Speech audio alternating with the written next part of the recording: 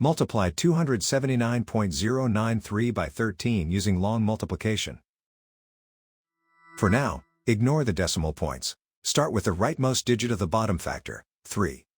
3 times 3 is 9. 3 times 9 is 27. Put 7 in this column and carry 2.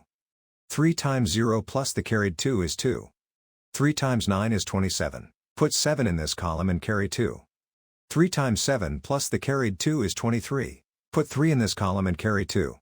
3 times 2 plus the carried 2 is 8. The first partial product is 837,279. Now use the next digit to the left, 1. Start one place to the left. 1 times 3 is 3. 1 times 9 is 9. 1 times 0 is 0. 1 times 9 is 9. 1 times 7 is 7.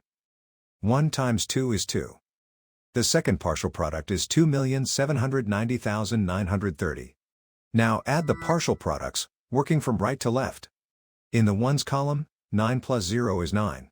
In the tens column, 7 plus 3 is 10. Put 0 in this column and carry 1. In the hundreds column, 2 plus 9 plus the carried 1 is 12. Put 2 in this column and carry 1. In the thousands column, 7 plus 0 plus the carried 1 is 8. In the 10,000s column, 3 plus 9 is 12. Put 2 in this column and carry 1.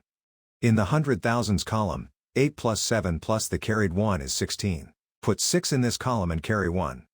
In the millions column, 2 plus the carried 1 is 3.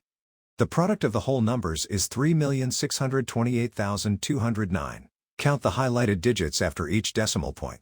The factors have 3 decimal places altogether, so the product needs 3 decimal places.